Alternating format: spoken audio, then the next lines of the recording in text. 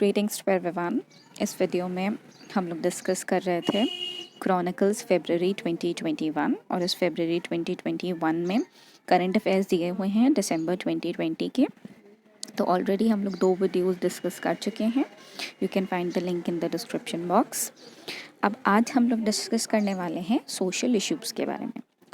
Social issue में सबसे पहला सोशल इशू क्या है कि प्रायोरिटी बेनिफिशियरीज फॉर कोविड-19 vaccine to be identified by electoral rolls. तो इलेक्टोरल रोल्स के थ्रू हम लोग क्या आइडेंटिफाई करेंगे कि पहले किसको लगना चाहिए वैक्सीन। ठीक है, तो जैसे कि आप जानते हैं कि वैक्सीन हमारी बन रही है, कौन कौन सी हमारी वैक्सीन बन रही है। कोवैक्सीन है, ठीक है, और कोविशील्ड है, ठीक है। एक हमारा बनाया है आपका दिस ऑक्सफैम यानी कि सीरम इंस्टीट्यूट को दिया गया है वो। और जो कोवैक्सीन है ये आपका बनाया है बायोटेक ने, ठीक है, बायोटेक ने बनाया है, ठीक है। तो ये 2 आपकी वैक्सीन्स बन रही हैं, एक आपकी इनएक्टिवेटेड वैक्सीन है और एक आपकी लाइव वैक्सीन है। तो ये डिपेंड करके दिया जाएगा। तो ये 2 वैक्सीन आपकी बन चुकी हैं। अब किस तरीके से दिया जाना है, किसको किसको दिया जाना है, ये किससे हम लोग को पता चलेगा, ये इलेक्टोरल रोल से पता चलेगा। ठीक है, तो जो आपके हेल्थ मिनिस्ट्री इसने गाइडलाइंस रिलीज़ की है, ठीक है। तो कोविन एक सिस्टम है आपका, कोविन सिस्टम आपने सुना होगा इसके बारे में और ये आपसे एग्जाम में पूछा भी जा सकता है because this was the most highlighted issue of the year. तो ये आपसे क्या पूछा जा सकता है कि Covid vaccine intelligence network, Covid vaccine intelligence network, Covid vaccine intelligence network, जिसको हम लोग क्या कह रहे हैं, कोविन कह रहे हैं। ठीक है, ये क्या है, एक तरीके का डिजिटाइज्ड प्लेटफॉर्म है जिसको यूज़ किया जाएगा ट्रैक करने के लिए उन बेनिफिशियरीज़ को जिसको कोविड-19 की ज़रूरत है, ऑन रियल टाइम बेसिस, यानी कि वो आपका उस पर चलेगा, एप्लीकेशंस पे चलेगा। Okay, highlight of the guidelines आपकी क्या है कि जो लेटेस्ट इलेक्टोरल रोल है लोकसभा और लेजिस्लेटिव असेंबली के, ये यूज़ किए जाएंगे प्रायोरिटाइज करने के लिए population over the age of 50 तक के। ठीक है, फिर नेक्स्ट क्या है आपका कि जो कोविड-19 है ये मतलब कि जो आपका लोग सेलेक्ट किए जाएंगे उनका ऑन द स्पॉट रजिस्ट्रेशन होगा वहाँ पे। प्री रजिस्टर्ड बेनिफिशरीज होंगे जिनको वैक्सीन दी जाएगी, ये नहीं कि कोई भी आया और उसे दे दिया। ठीक है, उनका पूरा का पूरा चेकअप होगा, उसके बाद ही होगा। फिर नेक्स्ट क्या है, based on the number of registered beneficiaries and the priority accorded vaccine session will be plan to allowed 1 session for 100 beneficiaries, यानी कि एक सेशन में आपके 100 बेनिफिशरीज को इंक्लूड किया जाएगा, यानी 100 लोगों को वैक्सीन लगाई जाएगी। The vaccination team will include, vaccination team में कौन कौन होगा, vaccinator officer one legally authorise to give injection may be considered as potential vaccinator भी इनको कह सकते हैं। डॉक्टर्स होंगे जो कि MBBS या BDF वाले होंगे, BDS वाले, और स्टाफ नर्सेज होंगी, फार्मासिस्ट होंगे, सपोर्ट स्टाफ। ओके, तो इसके अलावा एटलीस्ट 1 पर्सन होगा पुलिस से, होम गार्ड, सिविल डिफेंस का, NCC, NSS या NYK who will check the registration status को, जो चेक करेंगे जो भी आपके बेनिफिशरी हैं उनके एंट्री पॉइंट पे।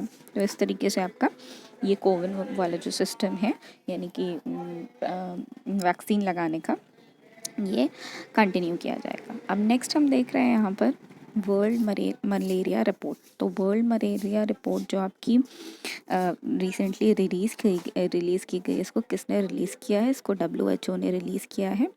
तो हमें यहाँ पर क्या हाइलाइट्स देखने को मिल रही हैं कि लार्जेस्ट रिडक्शन उनको देखने को मिला है साउथ ईस्ट एशिया में। 20 मिलियन जो था 2000 में, वो अब घट करके कितना हो गया है, 5 मिलियन। 20 मिलियन से 5.6 मिलियन की लगभग 4 गुना हमें गिरावट देखने को मिली है, 4 गुना हमें कम देखने को मिला है। तो की फाइंडिंग क्या है, मलेरिया केसेस ग्लोबली कितने थे, यानी पूरे वर्ल्ड में कितने थे, 229 मिलियन थे, an annual estimate that has remain virtually unchange for the last 4 years. Unchange था। लास्ट ईयर क्या देखने को हमें मिला कि डिजीज़, ये जो डिजीज़ है हमारा मलेरिया, इसने कितनी जानें ली, 4,09,000 जानें ली। ठीक है, और 2018 में क्या हो गया, 4,11,000 थी। ठीक है। तो 2020 में 4,09,000 थी, और 2019 में, और 2018 में 4,11,000 थी, ठीक है।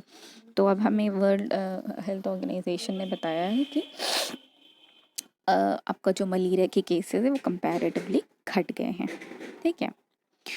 कंक्लूजन क्या निकलता है इसका? कंक्लूजन ये निकलता है, ensuring access to malaria prevention, जैसे कि मलेरिया को प्रिवेंट करने के लिए अलग अलग इंसेक्टिसाइड यूज़ कराए जाएं, प्रिवेंटिव मेडिसिन चिल्ड्रन के लिए, and supported the Covid vaccine response, ठीक है, by reducing the number of malaria infections and in turn easing the strain on health system. तो ये जो नॉर्मल से आपके प्रिवेंटिव मेजर्स हो सकते हैं वही इसके कंक्लूजन में लिखे हुए हैं। अब नेक्स्ट क्या है, 1.7 इंडियंस की डेथ हो गई है, किसके वजह से? पोल्यूशन के वजह से, एयर पोल्यूशन की वजह से। और ये किसकी रिपोर्ट है? ये लैंसेट की रिपोर्ट है, लैंसेट ने ये रिपोर्ट किया है, ठीक है। अब इस रिपोर्ट का क्या नाम था? The India state level disease burden initiative. इस रिपोर्ट का नाम था the India state level disease burden initiative, जिसने एस्टिमेट किया है हेल्थ एंड इकोनॉमिक इम्पैक्ट्स जो कि एयर पोल्यूशन से होते हैं दोनों ही जगहों पर, इंडोर और आउटडोर दोनों ही जगहों पर, ठीक है। लैंसेट है क्या? लैंसेट एक प्लानिटरी हेल्थ ऑर्गेनाइजेशन है जिसने ये रिपोर्ट रिलीज़ की है, यानी कि 18% जितनी भी हमारी टोटल डेथ होती हैं उसका 18% जो शेयर है वो लोग मरे किस वजह से हैं? वो एयर पोल्यूशन की वजह से उनकी डेथ हुई है, ठीक है। तो की फाइंडिंग्स क्या है हमारी? सबसे पहले कि हाउस होल्ड पोल्यूशन में गिरावट देखने को मिली है। हाउस होल्ड पोल्यूशन में 64% का रिडक्शन हमको देखने को मिला है 1990 से लेके 2019 के बीच में, ठीक है। फिर उसके बाद आउटडोर एम्बिएंट एयर पोल्यूशन कितना बढ़ गया है? 115% तक हमको इसकी बढ़ोतरी देखने को मिली है। ह्यूज इकोनॉमिक इम्पैक्ट, तो जो इकोनॉमिक इम्पैक्ट है health of this health loss, ये क्या हो गया है? इसने is due to the loss productivity was huge, बड़ा है, resulting in 1.4% loss in the country's GDP. तो इस वजह से हमारी जीडीपी जो है वो 1.4% तक घट गई है। लोग नहीं होंगे तो जीडीपी कहाँ से आएगी, ठीक है। 1.4% तक घट गई है, विच इज़ इक्विवेलेंट टू, वो किसके बराबर है? 2,60,000 करोड़ के बराबर है, यानी कि 36.8 बिलियन यूएस डॉलर्स के बराबर है। नेक्स्ट क्या है आपका? और हम लोग का क्या चल रहा था? हम लोग चाहते थे कि 5 ट्रिलियन डॉलर्स की इकॉनमी हम लोग 2024 तक अचीव कर सकें।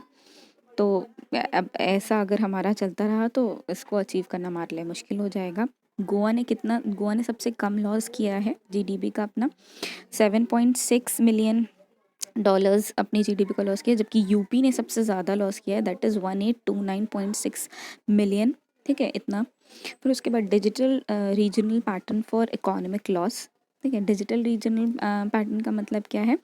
कि ये जो आपका जीडीपी नॉर्दर्न और सेंट्रल इंडियन स्टेट्स में देखा गया है वो ज़्यादा था। उत्तर प्रदेश सबसे ज़्यादा, उत्तर प्रदेश ने उस 18% का 2.2% मतलब सबसे ज़्यादा लिया है, और 2.2% जीडीपी का लिया है।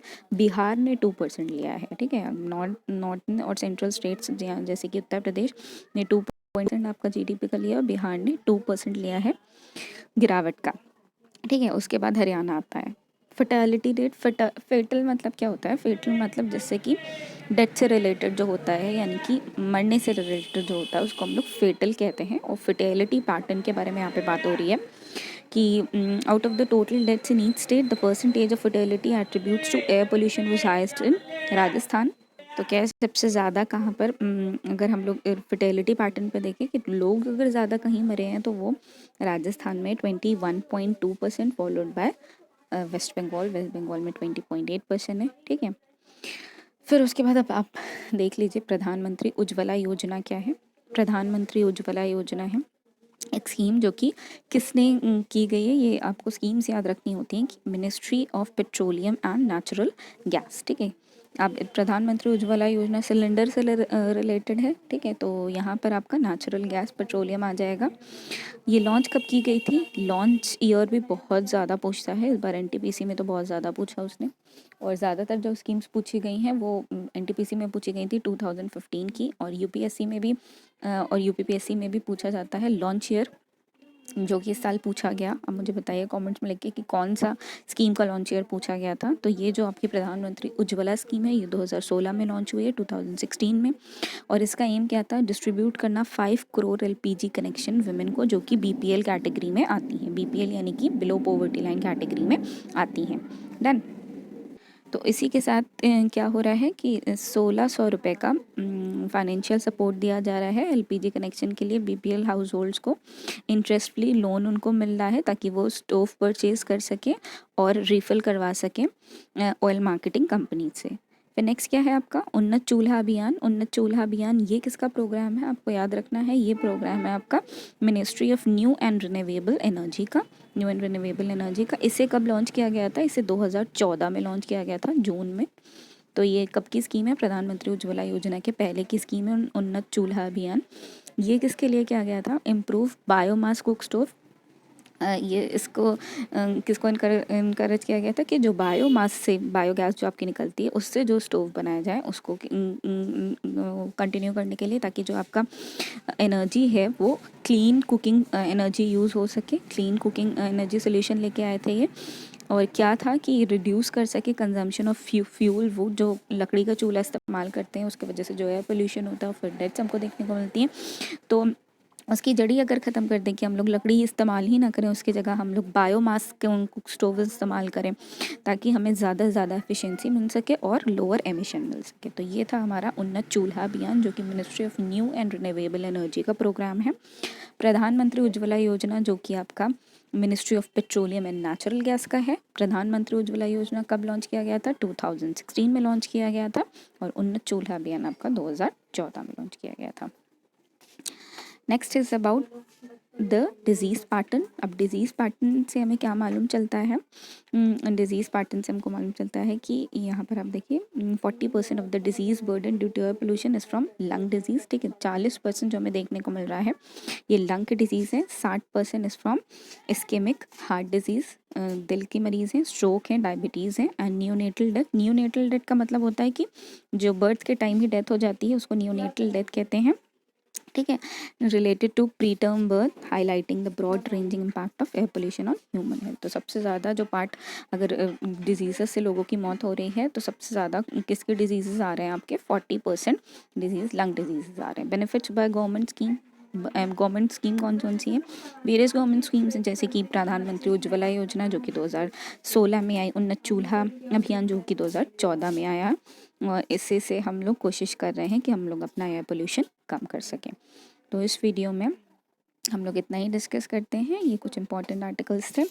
और हम नेक्स्ट वीडियो में डिस्कस करेंगे anthropological survey of India policy document on Sentinelese tribe. तो सेंटिनलीज ट्राइब रिसेंटली आपकी इसमें रही है, आपके करंट अफेयर्स में रही है, बिकॉज डेथ इन लोगों किसी को मार दिया था, अंडमान एंड निकोबार की तरफ की ट्राइब है। ओके, तो इसके बारे में हम लोग डिस्कस करेंगे नेक्स्ट वीडियो में। तो अगर आपको ये वीडियो पसंद आई है तो लाइक ज़रूर करें, मुझे कमेंट करके बताएं, subscribe and share. Thank you, have a nice day.